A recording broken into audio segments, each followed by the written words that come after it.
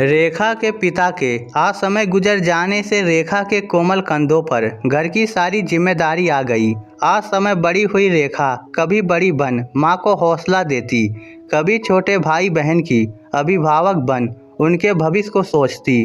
अनुकंपा के आधार पर रेखा को पिता की जगह नौकरी मिल गई।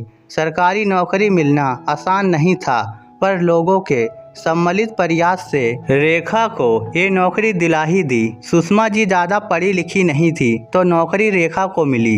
घर की जिम्मेदारी निभाते, सबका शादी ब्याह करते रेखा के बालों में सफ़ेदी दिखने लगी। कुछ बारीक लकीरें चेहरे पर उभरने लगी, पर माँ को कभी लगता ही नहीं कि रेखा की उम्र हो रही। छोटे भाई बहन की उम्र उन्हें दिखने लगी थी।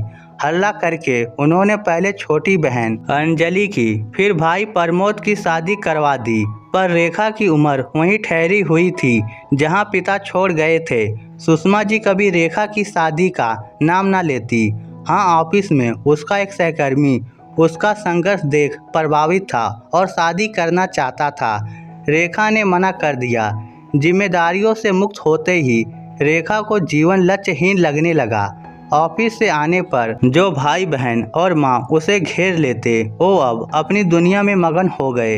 हर नई नवेली किरण रेखा के ऑफिस से लौटने पर गर्म चाय और नाश्ता जरूर देती, पर प्रमोद के पास बहन के लिए कोई समय नहीं था। वह सिर्फ उसे पैसा कमाने की मशीन समझ लिया।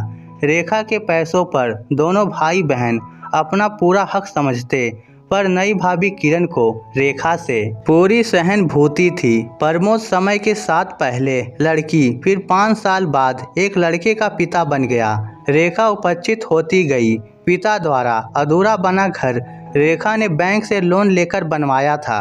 घर पिता के नाम पर था। प्रमोद कई दिन से इस घर को अपने नाम करवाने के पीछे पड़ा था, पर रेखा टाल रही थी।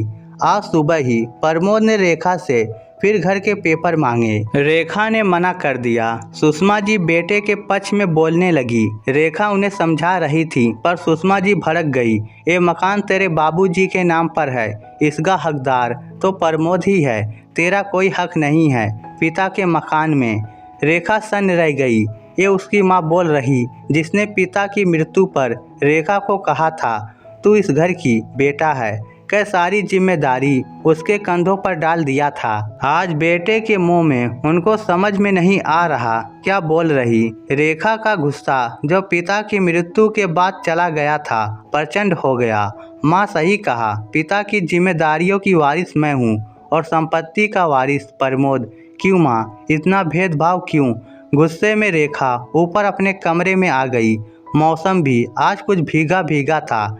रह रह के बारिश हो रही थी। माँ की बातों ने आज रेखा को सच का वो आईना दिखा दिया जो हमारी भारतीय घरों में अक्सर लड़कियों को महसूस कराया जाता है।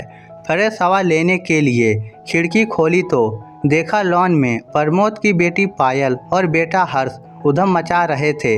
तभी हर्ष गिर गया। पायल दौड़ती हुई आई, भाई को अपने सख्त हाथों से उठाकर अंदर ले आई। जब बाबूजी गुजरे थे तब रेखा ने इसी तरह छोटे भाई बहन को अपनी बाहों में समेट लिया था। कितने अजीब ये रिश्ते होते हैं जो समय के साथ बदल जाते हैं। रेखा का मन भीग गया। सच कैसे समय बदल जाता है। बचपन में एक दूसरे पर जान देने वाले भाई बहन बड़े होकर अपनी गृहस्थी में रस बस जाते हैं, जहाँ रिश्तों के नाम पर पति पत्नी और बच्चे ही दूरी बन जाते हैं।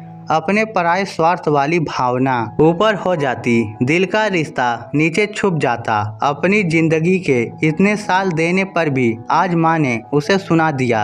जब तक भाई नहीं कमाता था तब तक माँ रेखा का मुंह जोहती थी।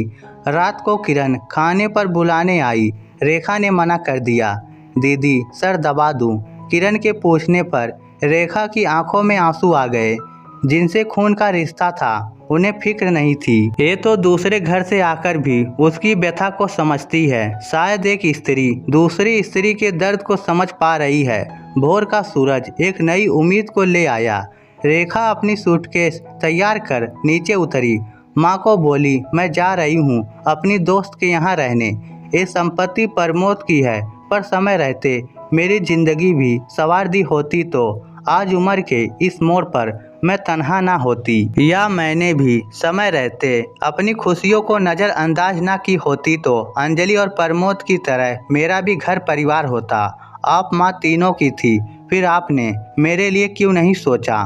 माँ ने शर्म से आंखें झुका ली। सच ही तो कहा रेखा ने, ये पक्षपात वह कैसे कर गई?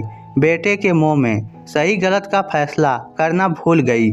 उधर किरण पहली बार पति के विरुद्ध खड़ी हो गई। प्रमोद को बहुत खरी खोटी सुनाई। जिस बहन ने अपनी जिंदगी होम कर दी, आपको पढ़ाने लिखाने में उसी बहन पर आपको एतबार नहीं था।